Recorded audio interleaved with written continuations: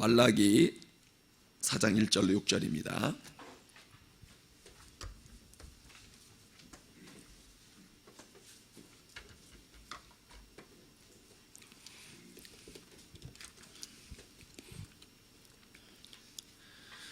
만군의 여호와가 이르노라. 보라, 영광로 불같은 날이 이르리니 교만한 자와 악을 행하는 자는 다 지푸라기 같을 것이라. 그 이르는 날에 그들을 살라 그 뿌리와 가지를 남기지 아니할 것이로되. 내 이름을 경외하는 너희에게는 공의로운 해가 떠올라서 치료하는 광선을 비추리니 너희가 나가서 외양간에서 나온 송아지같이 뛰리라. 또 너희가 악인을 밟을 것이니 그들이 네가 정한 날에 너희 발바닥 밑에 지와 같으리라. 만군의 여호와의 말이니라. 너희는 내가 호렙에서 온 이스라엘을 위하여 내 종 모세에게 명령한 법 곧 율례와 법도를 기억하라. 보라, 여호와의 크고 두려운 날이 이르기 전에 내가 선지자 엘리야를 너희에게 보내리니 그가 아버지의 마음을 자녀에게로 돌이키게 하고 자녀들의 마음을 그들의 아버지에게로 돌이키게 하리라. 돌이키지 아니하면 두렵건대 내가 와서 저주로 그 땅을 칠까 하노라 하시니라. 아멘. 아멘. 우리 고백합니다. 하나님 사랑합니다. 하나님 사랑합니다. 예, 이번 한 주간도 오늘 또 하나님을 사랑하는 하루가 되기를 주의 이름으로 축복합니다. 예, 지금 월요일부터 오늘까지 말라기서를 쭉 읽어왔습니다. 1장에서는 주께서 우리를 사랑하였습니까? 이렇게 질문하는 유대인들에게 하나님께서 내가 너희를 사랑했다, 야곱을 사랑했다라고 그렇게 말씀하셨습니다. 하나님의 사랑을 원하는 유대인들은 하나님께 드린 제사를 멸시했습니다. 참으로 모순입니다. 2장에서는 제사장들이 여호와를 경외하지 않았다라고 책망하는 내용이고요. 그다음에 3장에서는 정의의 하나님이 어디 계십니까? 라는 질문에 대해서 하나님의 심판의 주로 임하실 것이라고 그런 답을 하셨습니다. 나아가서 하나님께서는 이스라엘이 11조와 헌물을 도둑질하셨다고 책망하셨고 11조 헌물을 하나님께 드리라고 말씀하셨습니다. 오늘 4장은 여호와의 날에 대하여 말씀을 하고 있습니다. 첫 번째로 보니까 악인들은 심판을 받는다라고 말씀을 하고 있어요. 4장 1절에 보니까 이렇게 말씀하죠. 만군의 여호와가 이르노라. 보라, 영광로 불같은 날이 이르리니 교만한 자와 악을 행하는 자는 다 지푸라기 같을 것이라. 그 이르는 날에 그들을 살라 그 뿌리와 가지를 남기지 아니할 것이로되. 아멘.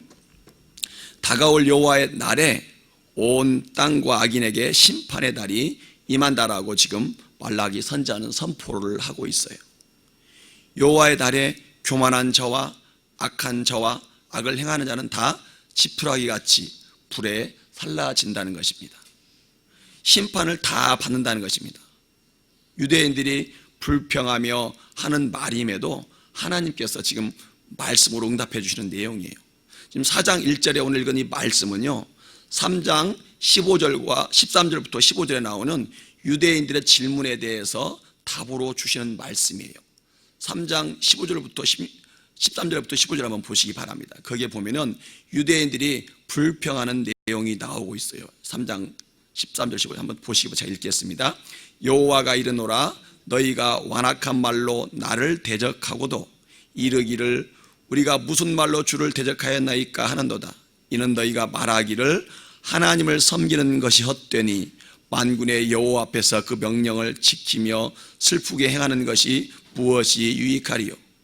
지금 우리는 교만한 자가 복되다 하며 악을 행하는 자가 번성하며 하나님을 시험하는 자가 화를 명한다 하노라 함이라. 유대인들은요, 하나님을 섬기는 것이 헛된 일이다 이렇게 말했어요. 말씀을 지키는 것도 헛되다, 금식하는 것도 헛되다, 경건하게 사는 것도 유익이 없다. 유대인들은 세상은 교만한 자가 잘 되고 악한 자가 잘 되고 하나님을 시험하는 자가 잘 되고 있다고 그렇게 하나님 앞에 불평을 했다 그 말입니다.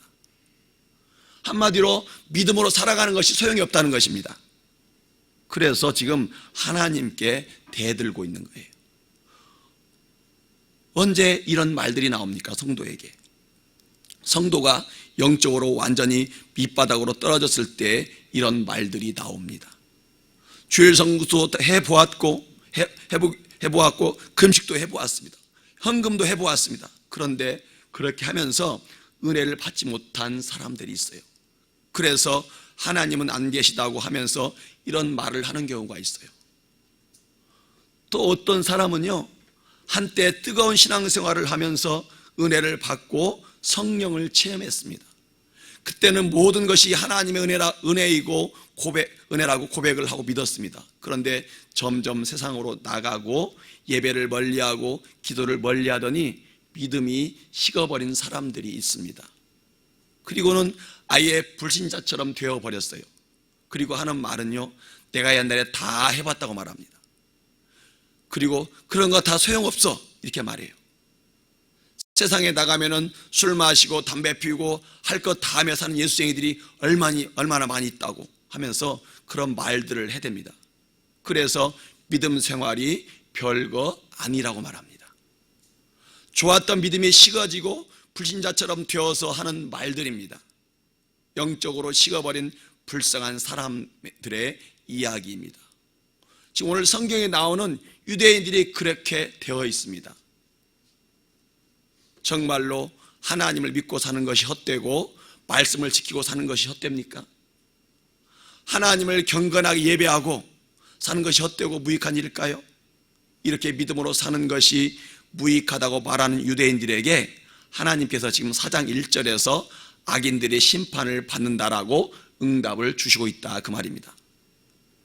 1절에 나오는 그 용광로 불같은 이라는 표현이 있죠. 그죠? 1절에 보면 4장 1절에 용광로 불같은 표현은 하나님의 맹렬한 진노가 온 땅의 악한 자들을 하나도 남기지 않을 것을 말씀하는 거예요. 가지뿐만 아니라 뿌리까지 태워버릴 것이라고 말씀합니다. 가지와 뿌리는 나무의 양 끝으로서 결국 전체를 의미하는 것입니다. 이처럼 종말의 심판은 모든 악한 세력을 완전히 제거하는 최종적인 심판입니다. 그러니까 유대인들이 생각과 말이 잘못되었다는 것입니다. 종말의 심판이 있어요.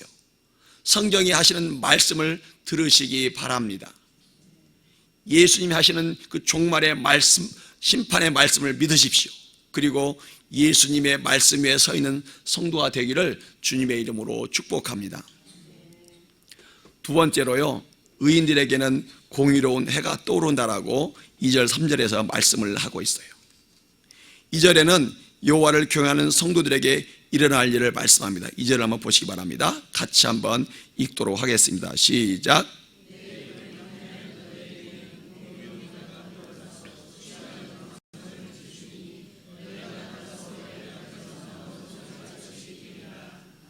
아멘. 종말의 날, 여호와의 날이 악인들에게는 두려움과 파멸의 날이 됩니다.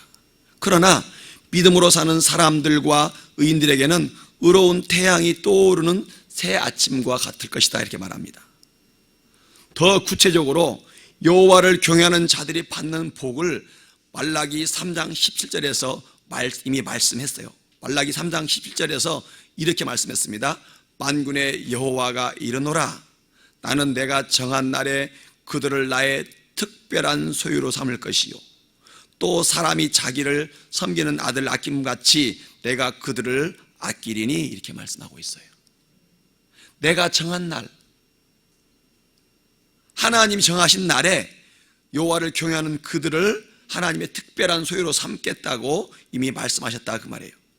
그래서 하나님이 정한 날은 종말의 날이고 심판의 날이지만 그 날에 여호와를 경외하는 사람들은 특별히 구별받는 날이심을 믿으시기 바랍니다. 하나님을 경외하며 살아가는 성도를 자기의 특별한 소유로 삼겠다라고 하나님께서 이미 말씀하셨어요. 특별한 소유가 무엇입니까? 베드로전서 2장 9절에서 그 특별한 소유에 관해서 이렇게 말씀합니다. 그러나 너희는 택하신 족속이요 왕같은 제사장들이요 거룩한 나라요 그의 소유가 된 백성이니 이는 너희를 어두운 데서 불러내어 그의 기이한 빛에 들어가게 하신 이의 아름다운 덕을 선포하게 하려 하십니다. 하나님의 특별한 소유는 구원받은 백성을 말합니다. 하나님의 택함을 받은 족속이고 왕같은 제사장들이고 거룩한 하나님 나라에 소유된 백성이라고 성경이 말씀하고 있어요. 그러니 믿음으로 살고 거룩하게 살고 여호와를 경외하며 사는 것이 헛된 일이 아니다라고 성경이 여러 군데서 반복적으로 말씀하고 있습니다. 여호와를 경외하며 사는 성도에게 공의로운 태양, 의로운 해가 되시는 예수님이 함께 하십니다. 예수로 말미암아 요한권에서 나온 송아지처럼 기쁘게 뛰며 찬양할 것입니다. 성령을 받고 송아지처럼 자유함을 누리고 기뻐하는 성도가 되기를 주의 이름으로 축복합니다. 그러므로 여호와를 경외하는 삶을 계속해서 살아가는 성도가 되기를 주의 이름으로 축복합니다. 세 번째로는요, 말라기는 모세가 명한 율법을 기억하라고 마지막으로 말하고 있어요. 4절에서 그렇게 말하죠. 4절을 한번 보시기 바랍니다. 4장 4절 같이 읽겠습니다. 시작.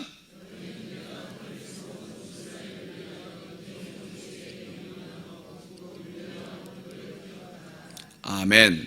자, 말라기는 모세가 명령한 법, 곧 율법을 기억하라고 명령합니다. 말하고 있어요. 모세에게 주신 율법은 이스라엘을 위하여 주신 것입니다.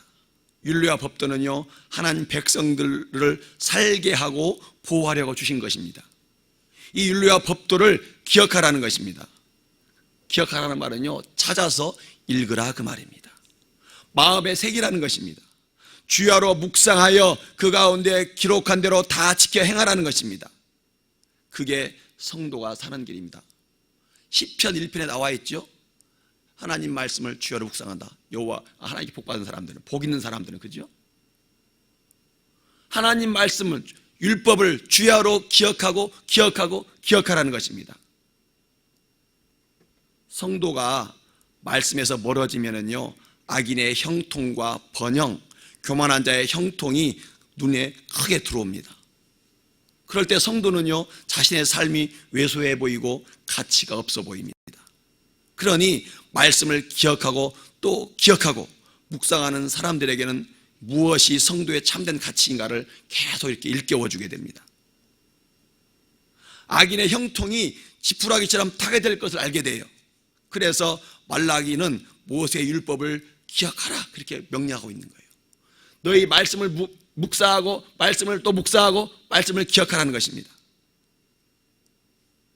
그러므로 오늘 말라기가 우리에게 주시는 말씀을 잘 되새기기 바랍니다. 말씀을 항상 가까이 하고 읽으시기 바랍니다. 말씀을 읽으시고 묵상하시고 또한 은혜가 되는 말씀은 암송하시기 바랍니다.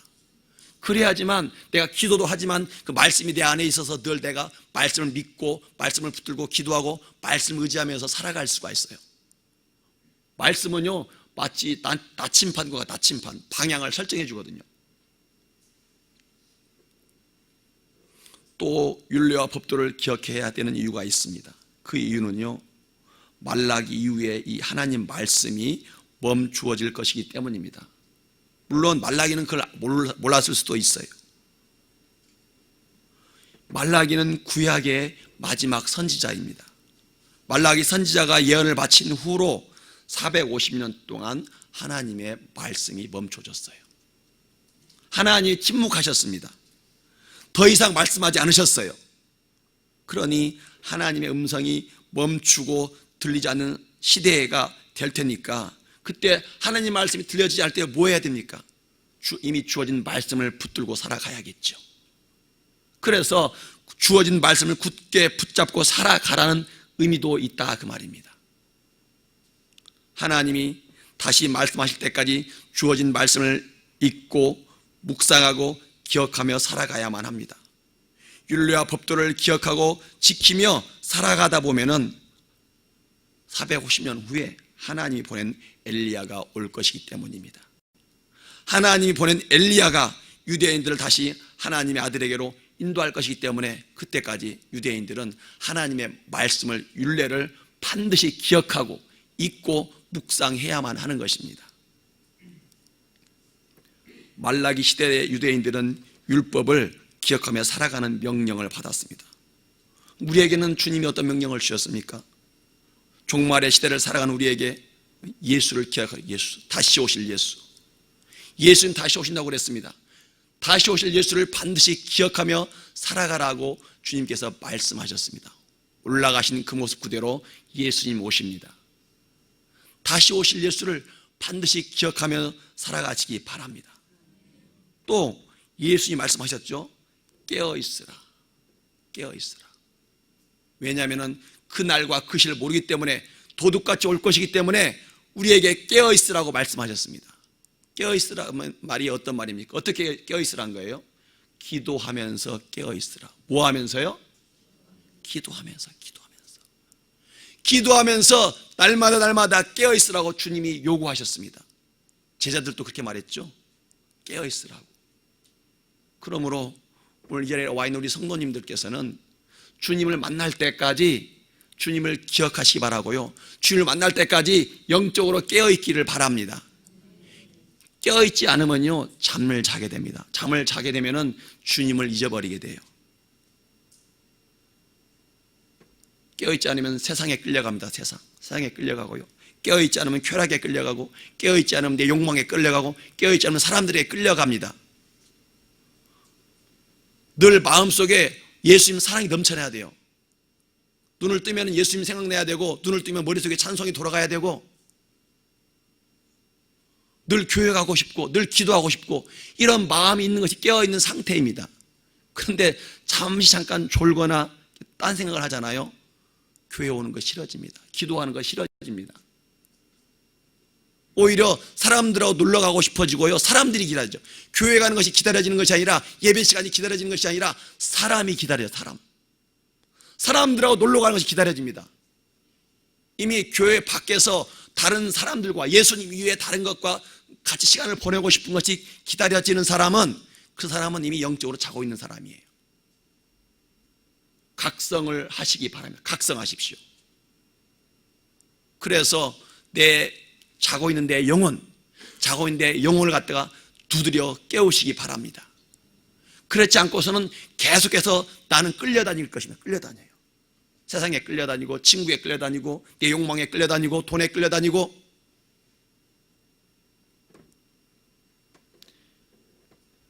영적으로 깨어서 주님을 따라가는 성도님들 되시기를 주님의 이름으로 축복합니다. 기도하겠습니다. 하나님 아버지, 감사드립니다. 이 새벽에 주님 교회당에 나와서 찬송하고 기도하게 해주니 감사합니다. 하나님, 새벽 기도에 드리며 예물을 주님께 올려드립니다. 감사 예물로, 1,000번째 예물로 주님께 올려드리오니 주님, 이 예물을 기쁘게 받아주시옵기를 원하옵나이다. 예물을 드린 성도들마다 성령으로 충만케 하여 주옵시고, 영혼이 잘된같이 범사가 잘되게 하옵시고, 성경에 기록된 대로 아버지 축복하여 주옵소서. 또 예물을 드리지 않았다 할지라도 이 새벽 기도에 나온 모든 성도들에게도 이와 동일한 복과 은혜를 풍성히 허락하여 주옵소서. 감사를 드리오며 이 모든 말씀 우리 주 예수 그리스도를 받들어 기도드리옵나이다.